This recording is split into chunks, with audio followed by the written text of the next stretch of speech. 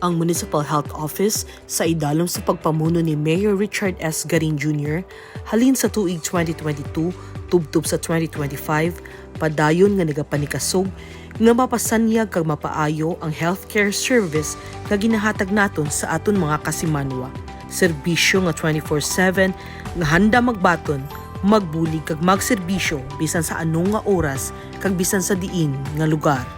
Pag-ulikid para sa tanan, Juan Miag-Ao. Ang Bantay Kalusugan programa ni Congresswoman Janet L. Garin kag Mayor Richard S. Garin Jr. nga gintukod agud masiguro nga ang aton mga kasimanwa ang prioridad. May ara ini nga libre konsultasyon kag libre man nga mga laboratory services kalakip ang ultrasound, ECG kag X-ray nga makuha ang mga resulta sulod lamang sang pila ka minuto. May libre man nga mga bulong nga ginahatag sa tanan nga mga nagakinahanglan. Para sa mga kasimanwa naton nga hindi makakadto sa health center, gindala mismo ang serbisyo sang Bantay Kalusugan malapit sa ila. Sa mga kabaranggayan kag uma, agud masiguro nga ang tanan may access sa dekalidad nga healthcare. Dako gid ang epekto sang Bantay Kalusugan sa pagpaayo sang ikaayong lawas sang mga miag-awanon. Isa ini ka pamatuod nga kung may malasakit, may paagi. Bahil gid nga bulig kanaman nga mga pumuluyo kang miag-aw. Bulig na sa mga pumuluyo, sabi na gid sa mga pigado na hindi makasarang magbayad sa ospital. Madamo gid nga salamat sa kay Doc Nanay kag Engineer Tatay.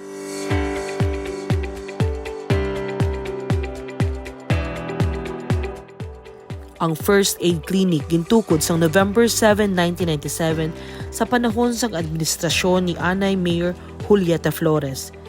Tubtub subong, padayon ini nga nagaalagad bilang isa kasandigan sang aton mga kasimanwa sa tion sang emerhensya.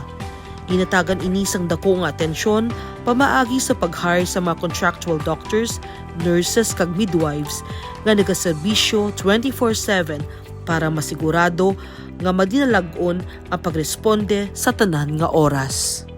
Ang outpatient department padayon sa paghatag sang serbisyo Lunes tubtub Biyernes, alas 8 sa aga tubtub alas 5 sa hapon.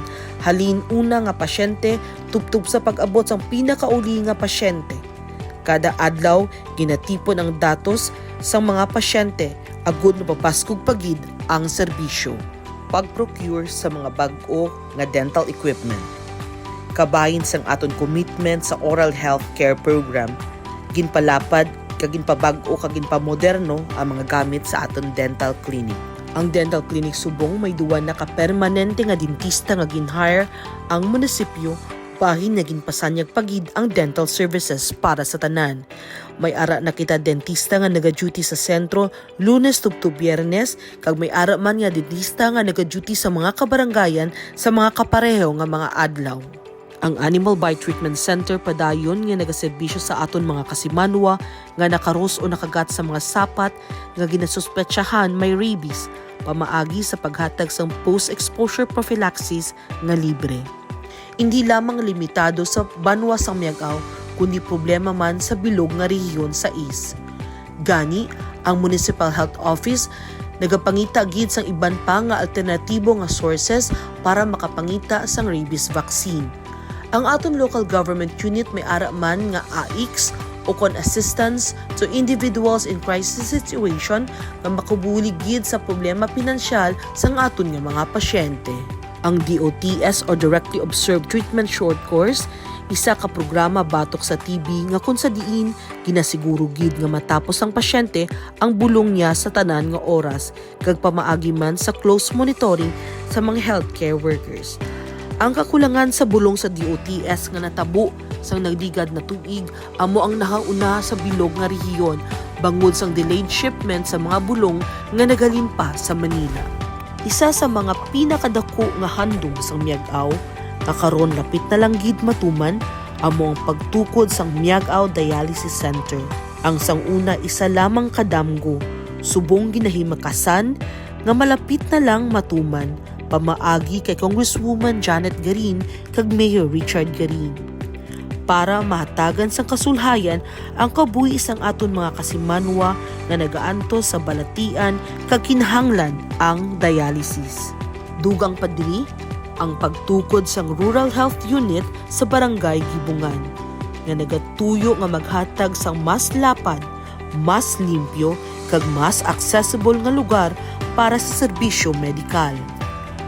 Ang bag-o nga pasilidad gindisenyo suno sa mga standards ng Department of Health. Gintutukan man ang expansion sa main Rural Health Unit sa Barangay Gibungan bilang kabahin sang handom nga mangin isa ka primary care facility nga nagasunod sa comprehensive nga pamatasan sang Department of Health. Sa sini nga expansion, igatukod ang mas lapad kag mas moderno nga first aid clinic, kalakip man ang X-ray, ultrasound, ECG, Animal Bite Treatment Center, kag birthing facility nga aprobado sang Department of Health. Bilang kabahin sang atong tinutuyo nga magpabaskog sang sistema medikal sa Miag-Aw, madamo nga mga plantilla positions ang gin-fill up, kag wala lang diri natapos, naghimo pagid sa mga bag-o nga posisyon nga nagbase sa regulasyon sang Universal Healthcare Law, agud mapadayon kag mapaayo pagid ang kalidad sa serbisyo medikal. Pag-procure sa mga kakulangan nga laboratory equipment. Ginpabasko pagid ang laboratory services pamaagi sa pagkompleto sa mga kulang nga equipment sa laboratory. Ini nga tikang para maging lisensyado na ang atong laboratory sa Department of Health kag para maka-operate na sa mas kompleto nga diagnostic services para sa publiko. Pagdugang sang ambulansya. Agud masiguro nga mas madinalagon kag mas madasig nga responde sa mga tion sang emerhensya. Dugang nga ambulansya ang gindugang sang local government unit. Serbisyo nga handa bisan sa ano nga oras kag bisan sa diin nga lugar. Ang Municipal Health Office nakabaton sa pagpasidungog sang nagligad nga tuig. Kabahin ang Hall of Famer, Red Orchid Award, Department of Health, Region 6. Two-time Green Banner Award, Seal of Compliance from the National Nutrition Council.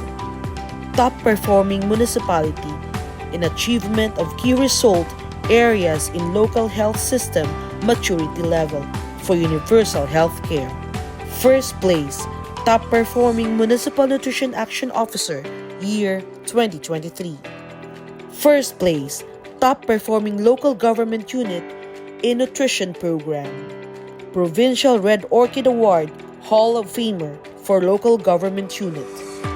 Second place, Helminth Control Program.